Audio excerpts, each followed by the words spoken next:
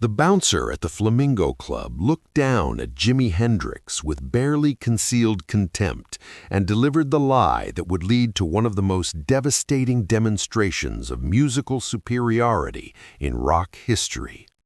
"We're full," the bouncer said, blocking the entrance to London's hottest music venue. "No more room tonight. Try somewhere else." It was August 1967, and the Flamingo Club in Soho had become the epicenter of London's emerging rock scene. Located in the basement of a nondescript building on Wardour Street, the club had hosted everyone from the Rolling Stones to The Who during their early years, establishing itself as the launching pad for British rock royalty. On any given night, the venue was packed with musicians, industry executives, record label scouts, and music lovers who came to witness the next generation of British rock talent. The club's reputation was built on exclusivity and quality control that bordered on snobbery. Getting past the door at the Flamingo wasn't just about paying the cover charge. It required approval from a network of insiders who determined who belonged in London's rock aristocracy and who didn't. The door policy was notorious throughout the London music scene for keeping out musicians who didn't fit the club's vision of what rock music should look like. But what the bouncer didn't say, and what everyone standing in line understood, was that Jimi wasn't being rejected because the club was actually full. He was being turned away because he was black, American, and unknown to the London music establishment that controlled access to the city's most important venues. The same prejudices that had kept American blues musicians out of British venues for decades were still operating in 1967, despite the supposed cultural revolution happening in popular music. The Flamingo Club that night was featuring the house band, Electric Storm, whose lead guitarist, Marcus Whitfield, had become something of a legend in London underground circles. Marcus had been playing the London circuit for 5 years and was widely regarded as one of the most technically proficient guitarists in the city, known for his precise technique, extensive knowledge of blues traditions, and ability to incorporate classical music elements into rock compositions. Electric Storm's residency at the Flamingo had made them the unofficial gatekeepers of London's rock scene. If they approved of a musician, doors opened throughout the city. Marcus himself was standing near the entrance when the bouncer turned Jimi away. He had watched the interaction with the smug satisfaction of someone who enjoyed seeing potential competition eliminated before it could threaten his position. "Smart move," Marcus said to the bouncer loud enough for Jimi to hear. "We don't need any more Americans trying to show us how to play our own music." Jimi could have walked away. He could have tried another venue or come back on a different night when the door policy might be more flexible. Instead, he did something that would haunt Marcus Whitfield for the rest of his life. "I understand you're full inside, sir, but would you mind if I just played one note out here? I'd like to show you something."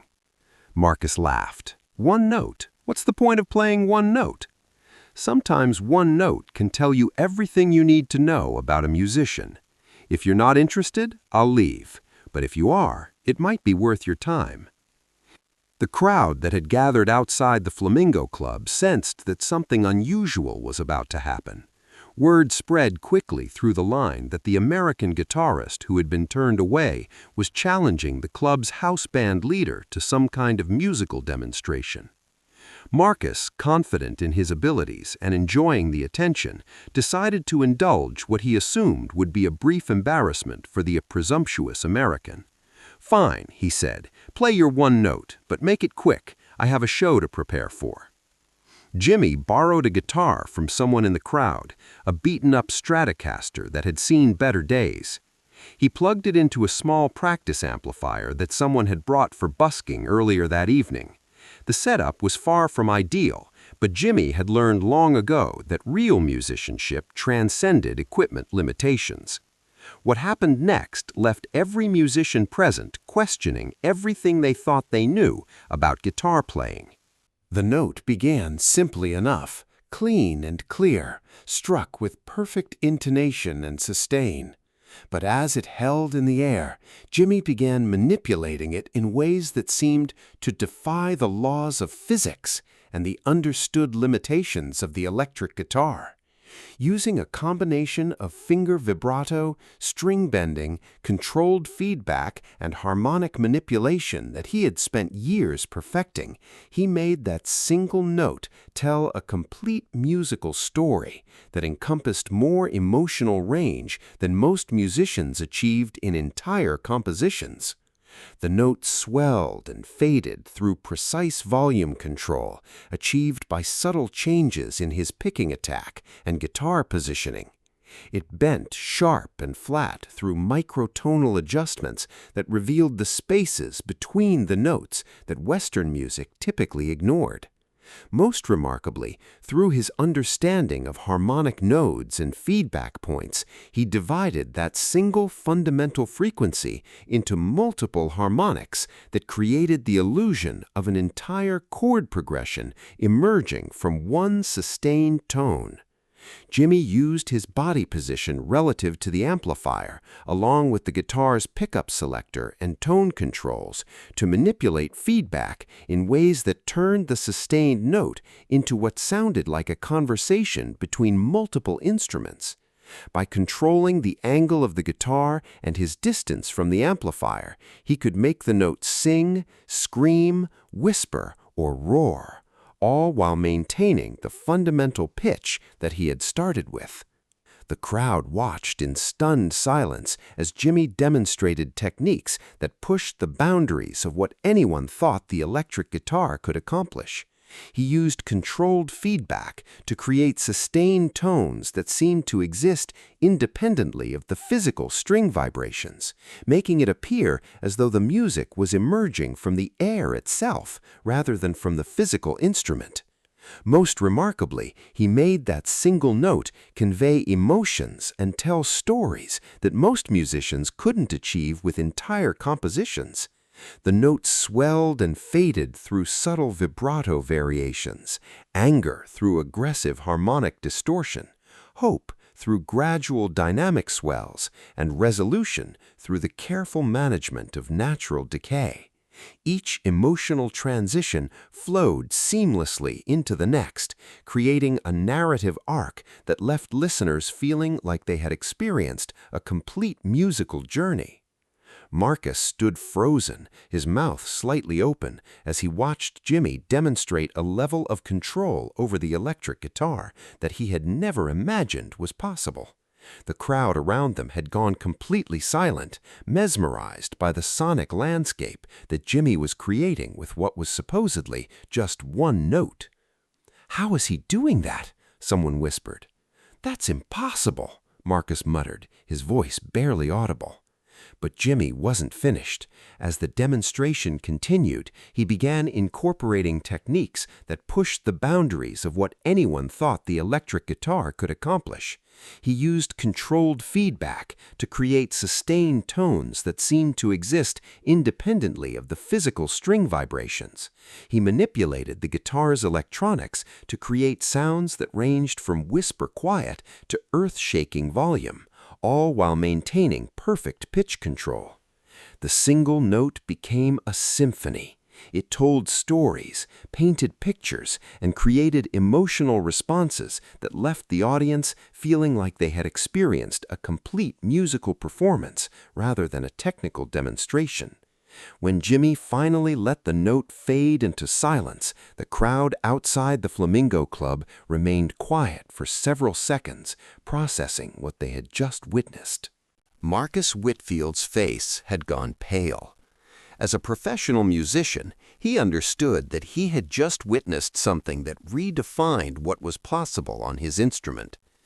Everything he had thought he knew about guitar playing had been rendered obsolete by a 3-minute demonstration of what could be achieved with a single sustained note. "That was," Marcus started to say, then stopped. There were no words adequate to describe what he had just experienced. The bouncer, who had been watching the demonstration with growing unease, quietly opened the door to the club. "Actually," he said to Jimi, "we might have some space after all." But the damage to Marcus's confidence was already complete.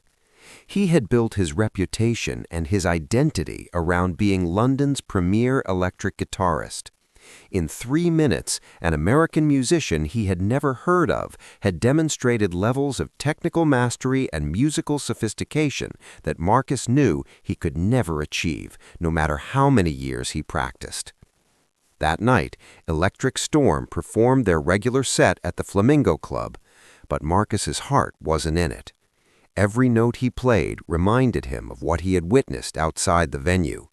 His solos, which had always received enthusiastic applause from London audiences, now sounded elementary and crude to his own ears. After the show, Marcus approached Jimi, who had been invited inside and was sitting at the bar.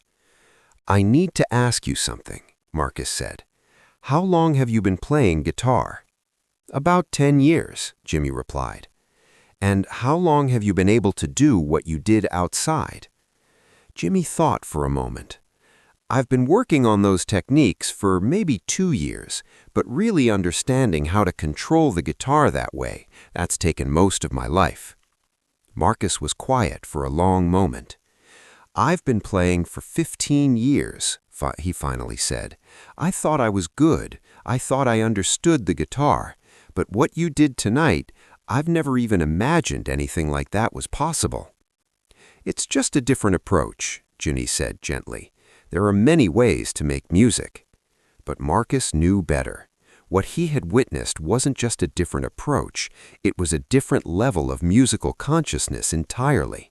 Jimi hadn't just played the guitar, he had communicated with it, controlled it, and used it to create experiences that transcended traditional notions of musical performance.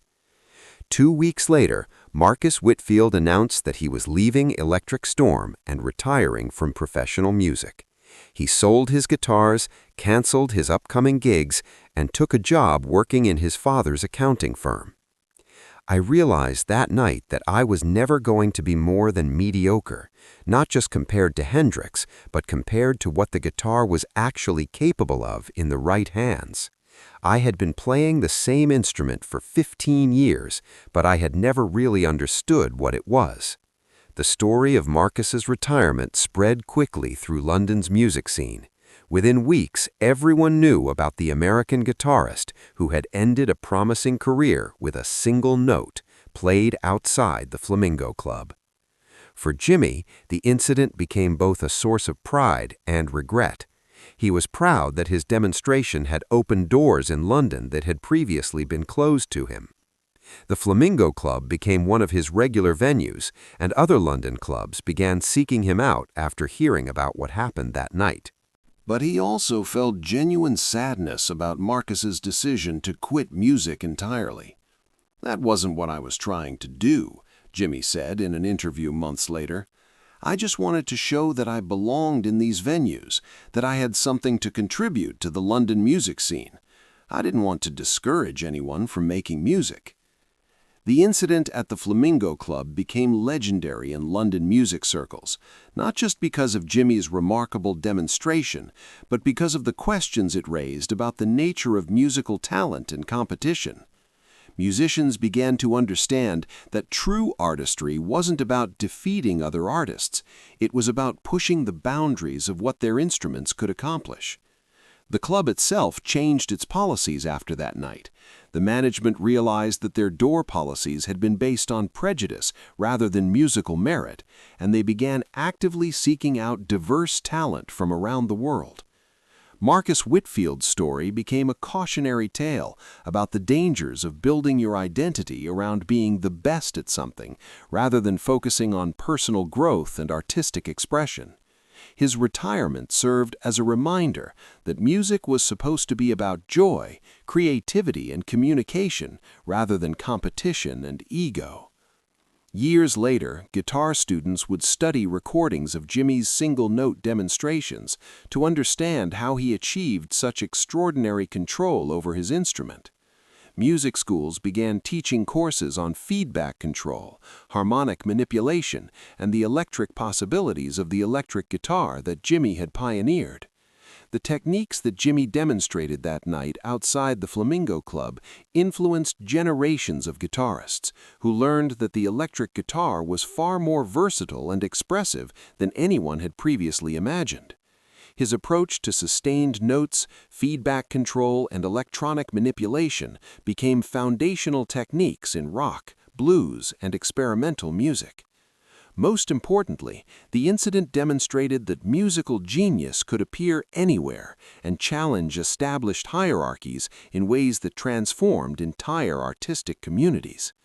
Jimi's single note had done more than end one musician's career. It had opened up new possibilities for what music could become.